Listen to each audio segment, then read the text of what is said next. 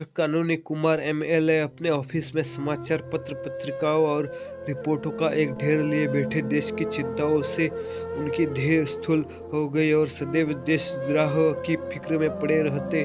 सामने पार्क है, उसमें कई लड़के खेल रहे हैं, कुछ पर्दे वाली स्त्रियां भी हैं, कुछ फेसिंग व समाने वाले बहुत से भिखमंगे बैठे हैं। एक चाय वाला एक वृक्ष के नीचे चाय बेच रहा है।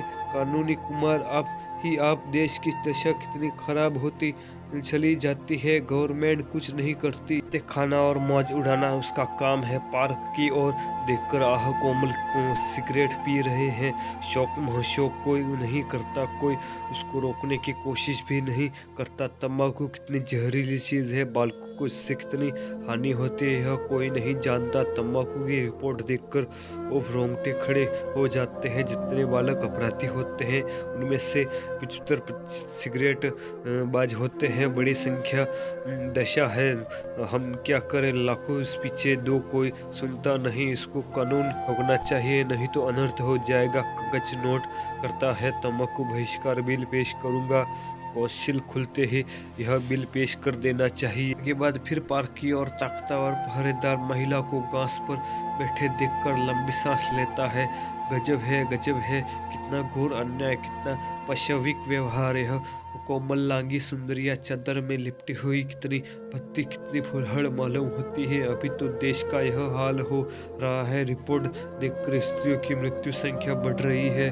तपेदिक उछलता चला आता है। प्रसूत की बीमारी आती की तरह छिड़ी आती है और हम हैं कि आंखें बंद किए पड़े हैं। बहुत जल्दी स्त्रियों की यह भूमि, यह वीर प्रसवनी जननी रसातल को चली जाएगी, कहीं निशानी भी न रही। गवर्नमेंट को क्या फिक्र है, लोग कितने पाषाण हो गए हैं। आंखों के सामने यह अत्याचार देखते हैं, जरा भी नहीं चौंकते। यह मृत्यु का औचित्य है, यहाँ भी कानूनी जरूरी है। ऐसा कानून बनना चाहिए जिससे कोई स्त्री पर्दे में न रह सके। अब समय आ गया है कि इस विषय में इसमें सरकार कदम बढ़ावे। कानून की मदद से बगैर कोई सुधार नहीं हो सकता। यह कानून मदद की जितनी जरूरी है उतनी और कहाँ हो सकती है। माताओं पर देश का भविष्य अवलंबित है। पर्दा हटाओ बिल पेश करना होना चाहिए। जानता हूँ बड़ा विरोध होगा, लेकिन गवर्नमेंट को साहस से काम लेना चाहिए। ऐसे नपुंसक विरोध के भय से उद्धार के कार्य में बाधा नहीं पड़नी चाहिए। कागज पर नोट करता है, यह बिल भी असेंबली के खुलते ही पेश कर देना होगा। बहुत विलम्ब हो चुका, अब विलम्ब की गुंजाइश नहीं है, वरना मरीज का अंत हो जाएगा। मसौद बनाने लगता है और हेतु उद्देश्य सहसा भिक्षु सामने आकर पुकारता है, जय हो सरकार की लक्ष्मी फूले फूले, कानून हट जाओ।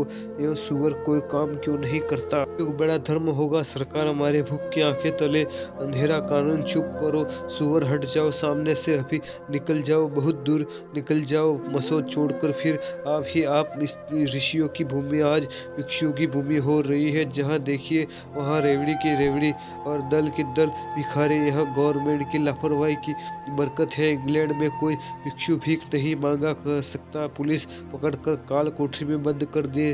से किसी सभ्य देश में इतने भीखमंगे नहीं है। यह पराधीन गुलाम भारत है, जहाँ बातें इस 20वीं सदी में भी संभव है। वो कितनी शक्ति का अपव्यय हो रहा है। रिपोर्ट निकाल कर वो 50 लाख आदमी केवल भिक्षा मांग कर गुजर कर रहे हैं, और क्या ठीक है इस संख्या की दुगुनी हो न हो। यह पेशा लिखाना कौन पसंद करता है। 1 करोड़ से कम भिखारी इस देश में नहीं है। यह तो भिखारियों की बात हुई जो द्वार द्वार झोले लिए घूमते हैं। इसके उपरांत टीकाधारी, गोपीधारी और जटाधारी समुदाय भी हैं, जिनकी संख्या कम से कम 2 करोड़ होगी। देश में इतने हरामखोर मुफ्त का माल उड़ाने वाले, दूसरों की कमाई पर मोटे होने वाले प्राणी हो, क्यों न इतनी घिन हो। आश्चर्य यही है कि अब तक यह देश जीवित कैसे है। वो सन्नाटा, एक बिल की संख्या जरूरत है, उसे पेश करना ही चाहिए। नाम तो भिखमंगा बहिष्कार बिल, खूब जूतियाँ चलेंगी, धर्म के सूत्रधार खूब नाचेंगे, खूब गालियां देंगे, गवर्नमेंट भी कन्नी काटेगी, मगर सुधार का मार्ग तो कंठधरियों की। और तीनों बिल मेरे ही नाम से, फिर देखिए कैसी खलबली मचती है। आवाज आती है, चाय गरम, मगर ग्राहकों की संख्या बहुत कम है। कानूनी कुमार चाय वालों की ओर आकर्षित हो जाता है। कानून आप चाय वाले की दुकान पर एक ग्राहक नहीं है। कैसा मूर्ख देश है। तक वस्तु और ग्राहक कोई नहीं। सभ्य देशों में पानी की जगह चाय पी जाती है। रिपोर्ट देखकर इंग्लैंड में 5 करोड़ पाउंड की चाय जाती है। इंग्लैंड वाले मूर्ख नहीं है, उनका आज संसार पर आधिपत्य है। इसमें चाय का कितना बड़ा भाग है, कौन इसका अनुमान कर सकता है। बेचारा चाय वाला खड़ा है और कोई उसके पास नहीं भटकता। चीनने वाले चाय पीकर स्वाधीन हो गए, मगर हम चाय न पिएंगे, क्या अकल है। गवर्नमेंट का सारा दोष है। कीटों से भरे हुए दूध के लिए इतना शोर मचता है, मगर चाय को कोई नहीं पूछता जो कीटों से खाली उत्तेजक और दुष्टपारक है। सारे देश की मती मारी गई है। नोट करता है, गवर्नमेंट से प्रश्न करना चाहिए। असेंबली खुलते ही प्रश्नों का दाता बांध दूंगा। यह प्रश्न गवर्नमेंट तानेगी या गत 5 सालों वर्ष में भारतवर्ष में चाय की खपत कितनी बढ़ी है और उसका सर्वसाधारण में प्रचार करने के लिए गवर्नमेंट ने क्या कदम लिए हैं। एक रमणी का प्रवेश, कट हुए केश, आड़ी मांग, पारसी रेशमी साड़ी, कलाई पर घड़ी आंखों से एक पाँव में ऊंची एड़ी का लेडी शू, हाथ में एक बटुआ लटकाए हुए, साड़ी में ब्रूच है, गले में मोतियों का हार। कानूनी हल्लो, मिसेज आप खूब आई, कहिए किधर की सैर हो रही आपकी तो आलोक, आपकी कविता बड़ी सुंदर। पढ़कर मस्त हो गया। इस नन्हे से हृदय में इतने भाव कहाँ से आ जाते हैं, मुझे आश्चर्य होता है। शब्द विन्याय की ओर तो आप रानी हैं, ऐसे चोट करने वाले भाव आपको कैसे सूझ जाते हैं। मिसेज बॉस, दिल जलता है जो उसमें आप धुएं के बदल निकलते हैं। जब स्त्री का समाज पर पुरुषों का अत्याचार रहेगा तो ऐसे भाव की कमी नहीं रहेगी। कानून क्या, इधर कोई नई बात हो गई, बस रोज की ही तो होती रहती है। मेरे लिए डॉक्टर बोस की आज्ञा नहीं, किसी मिलने जाओ तो या कहीं सैर करने जाओ। कैसी गर्मी पड़ी है कि सारा रक्त जल गया, पर मैं पहाड़ों पर न जा सकी। मुझसे यह अत्याचार गुलामी नहीं सह जाती। कानून, डॉक्टर बोस खुद की तो पहाड़ों पर नहीं गए, बॉस वह जाए, उन्हें धन की हाय हाय पड़ी है। मुझे क्यों अपने साथ लिए मरते हैं। वह क्लब में नहीं जाना चाहते, उसका समय रुपये उगलता है, मुझे क्यों रोकता है। पर खद्दर पहने, मुझे क्यों अपनी पसंद के कपड़े पहनने से रोकता है। वह अपनी माता और भाइयों के गुलाम बने रहे, मुझे क्यों उनके साथ रो रो कर दिन काटने पर मजबूर करते हैं। यह बर्दाश्त नहीं हो सकता। अमेरिका में कड़ू वचन कहने पर संबंध विच्छेद हो जाता है। पुरुष जरा देर में घर आया और स्त्री से तलाक दिया। वह स्वाधीनता का देश है जहाँ लोगों के विचार स्वाधीन है। यह गुलामों का देश है, यहाँ एक बात में उसी गुलामी की चाप है। मैं एक डॉक्टर बॉस के साथ नहीं रह सकती। नाकों पर आ गई। इसका उत्तरदायित्व उन्हीं लोगों पर है जो समाज के नेता और व्यवस्था बनते हैं। चाहते कि स्त्रियों की गुलामी बनाकर स्वाधीन हो जाए तो यह अनहोनी बात है। जब तक तलाक का कानून न जारी होगा आपका स्वराज आकाश कुसुम रहेगा। डॉक्टर बोस को आप जानते हैं, धर्म में उनकी कितनी श्रद्धा है। सत्य कहिए, मुझे धर्म के नाम से घृणा है।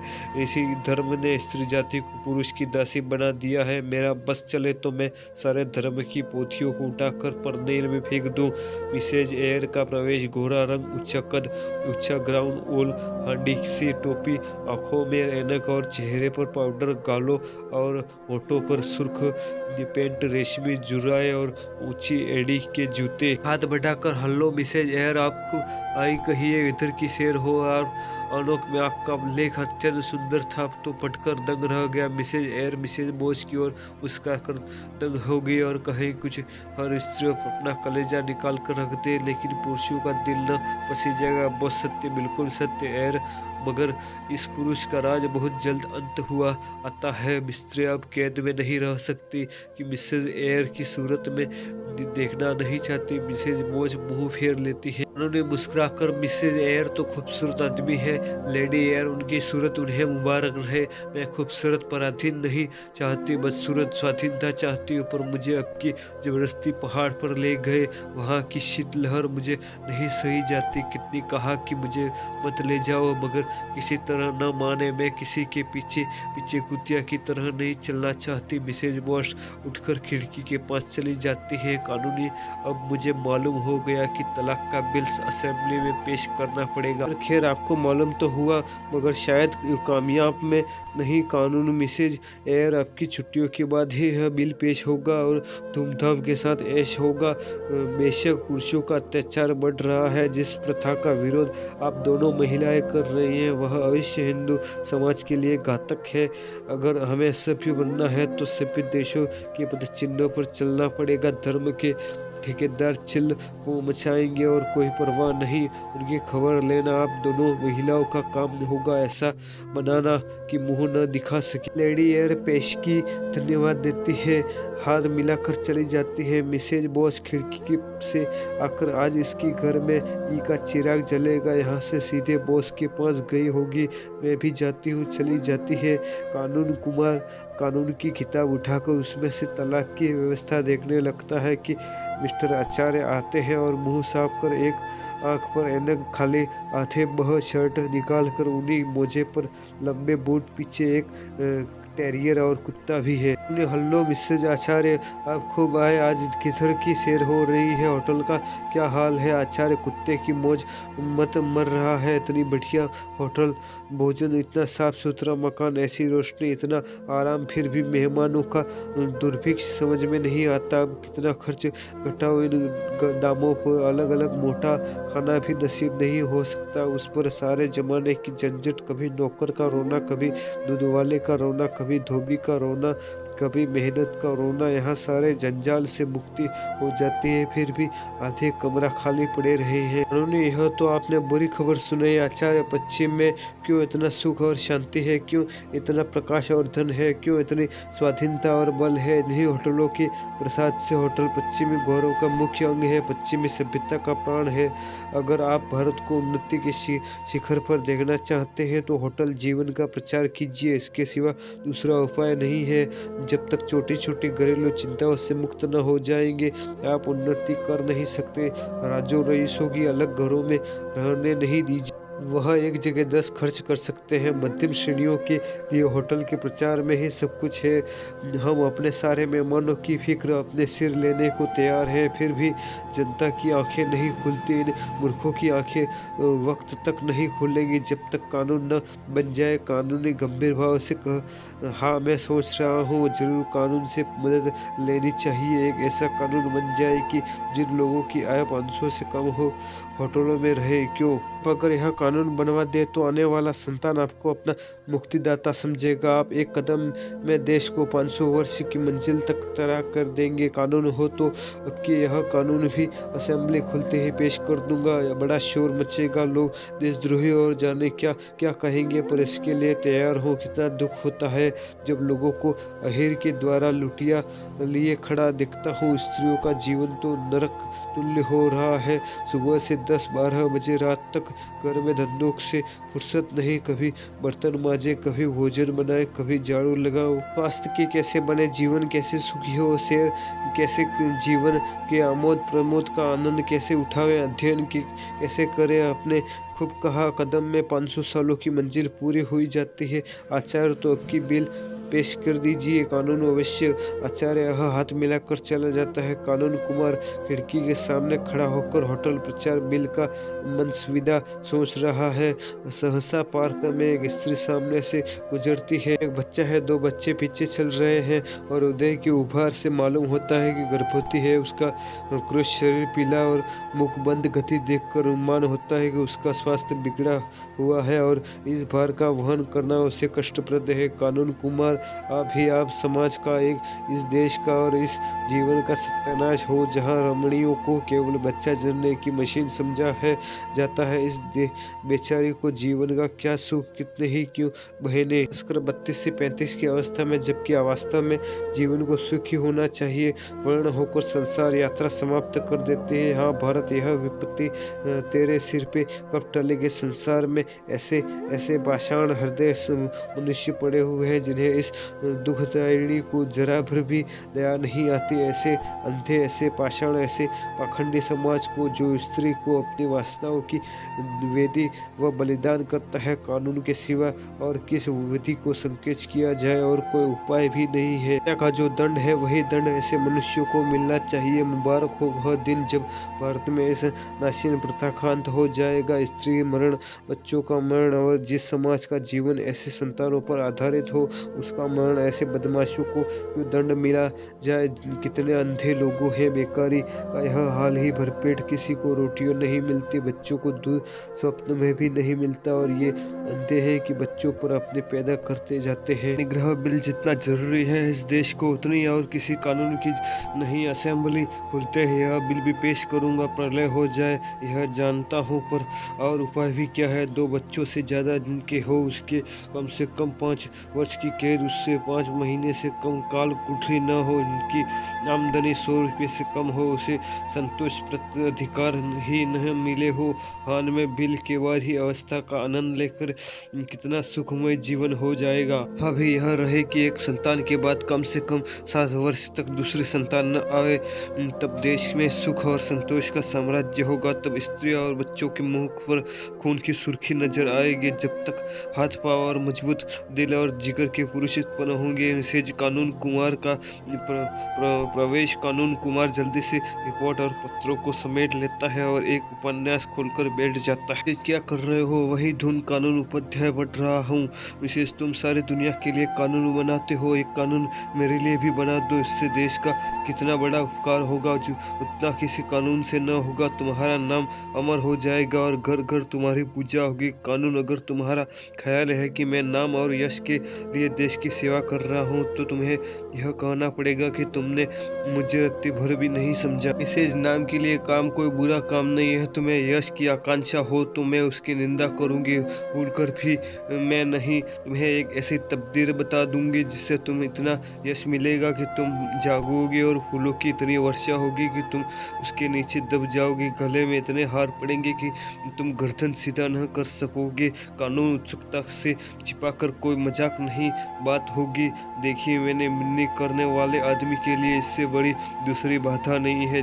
उसके घर वाले उसके काम की निंदा करते हो और मैं तुम्हारे व्यवहार से निराश हो जाता है। कानून तो बनाने जा रहे हो, अब क्या डर है? कानून फिर वही मजाक। मैं चाहता हूँ तुम इन प्रश्नों पर गंभीरता से विचार करो। मिसेज, मैं बहुत गंभीर विचार करती हूँ। सच मानो तो मुझे इसका दुख है कि तुम मेरे भावों को नहीं समझते। मैं इस वक्त तुमसे जो बात करने जा रही हूँ उसे देश में उन्नति के लिए आवश्यक ही नहीं परावश्यक समझी है। मुझे इसका पक्का विश्वास है। कानून पूछने की हिम्मत तो नहीं पड़ती, अपनी जेब मिटाने के लिए हंसता है। मैं खुद ही कहने आई हूँ, हमारा वैवाहिक जीवन कितना लज्जाप्रद है तुम खूब जानते हो। रात दिन रगड़ा झगड़ा मचा रहता है। वहीं कहीं पुरुष स्त्री का हाथ साफ कर लेता है, कहीं स्त्री पुरुष की मूंछों के बाल नोचती है। हमेशा एक न एक गुल खिला ही रहता है। कहीं एक मुंह फुलाते बैठा है तो कहीं दूसरा घर छोड़कर भाग जाने की धमकी दे रहा है। कारण जानते हो क्या? कभी सोचा है पुरुषों की रसिकता और कुप्रवणता, यही दोनों एब मनुष्यों के जीवन को नरक तुल्य बनाए हुए हैं। देखो, अशांति है, विद्रोह है, बाधा है। इस साल में लाखों हत्याएं इन्हीं बुराइयों के कारण हो जाती हैं। लाखों स्त्रियां पतित हो जाती हैं, पुरुष मद्य सेवन करने लगते हैं। यह बात या नहीं, कानून बहुत बुराइयों ऐसी जिन्हें कानून नहीं रोक सकता। मिसेज कहा माकर, अच्छा क्या आप ही कानून की अक्षमता स्वीकार करते हैं? मैं यह नहीं समझती थी कि मैं कानून को ईश्वर से ज़्यादा सर्वव्यापी शक्तिशाली समझती हूँ। कानून, फिर तुमने मजाक शुरू किया। इसे अच्छा लो, कान पकड़ती हूँ, अब न हंसूंगी। मैंने उन बुराइयों को रोकने का एक कानून सोचा है, उसका नाम होगा दंपति सुख शांति बिल। उसकी 2 मुख्य धाराएं होंगी और कानून 12 तुम ठीक कर लेना धारा होगी। पुरुष अपनी आमदनी का नाम बिना कानून कान हिलाए स्त्री को दे, अगर न दे तो 5 साल कठिन कारावास और महीने काल कोठरी। दूसरी धारा होगी 15 से 50 तक के पुरुष से बाहर न निकलना पावे, अगर कोई निकलने तो 10 साल कारावास और 10 महीने काल कोठरी है। कानून गंभीर होकर असंभव, तुम प्रकृति को पलट देना चाहती हो। कोई पुरुष घर में कैदी बनकर रहना स्वीकार न करेगा। मिसेज, वह करेगा, उसका बाप करेगा, पुलिस डंडे जोर से कराएगी। न करेगा तो चक्की पीसनी पड़ेगी। करेगा कैसे? नहीं अपनी स्त्री को घर की मुर्गी समझना और दूसरी स्त्रियों के पीछे दौड़ना क्या? खाला नहीं घर का है। तुम अभी इस कानून को अस्थायी भाव से समझो। तुम मत घबराओ का अधिकार होने दो। यह पहला कानून बन जावे तो कहना कि कोई कहता है स्त्री एक पैसे के लिए तरसे और आप गुलछरे उड़ाए। दिल लगी है और आधी आमदनी स्त्री को दे देनी पड़ेगी जिसका उससे कोई हिसाब न पूछा जा सकेगा। कानून तुम मानव समाज को मिट्टी का खिलौना समझती हो, मिसेज कदापि नहीं। मैं यही समझती हूँ कि कानून सब कुछ कर सकता है, मनुष्य का स्वभाव भी बदल सकता है। कानून यह भी नहीं कर सकता मिसेज कर सकता नहीं कर सकता मिसेज कर सकता है। अगर वह जबरदस्ती लड़कों को स्कूल भेज सकता है, वह जबरदस्ती विवाह की उम्र नियत कर सकता है। अगर वह जबरदस्ती बच्चों को टीका लगवा सकता है तो वह जबरदस्ती पुरुषों को घर में बंद भी कर सकता है। उसकी आमदनी का आधा स्त्रियों को भी दिला सकता है। तुम कहोगे पुरुष को कष्ट होगा, जबरदस्ती जो काम कराया जाता है उसमें करने वाले को कष्ट होता है। तुम उस कष्ट का अनुभव थे, इसीलिए तुमने नहीं अखरता। मैं नहीं करती कि सुधार जरूरी है। मैं शिक्षा का प्रचार चाहती हूँ। मैं भी बाल विवाह बंद करना चाहती हूँ। मैं भी चाहती हूँ कि बीमारियां न फैले, लेकिन कानून बनाकर जबरदस्ती यह सुधार नहीं करनी चाहिए। लोगों को शिक्षा और जागृति फैलाओ जिसमें कानून भय के बगैर वह सुधार हो जाए। आपसे कुर्सी तो छोड़ी जाती नहीं, घर से निकलना जाता है और नहीं शहरों की विलासिता को एक दिन के लिए भी नहीं त्याग कर सकते और सुधार चले हैं। आप देश का इस तरह सुधार न होगा। आप पराधीनता की बेड़ी और कठोर हो जाएगी। मिसेज कुमारी चल जाती है और कानून कुमार अवस्थित सा कमरे में टहलने लगता है।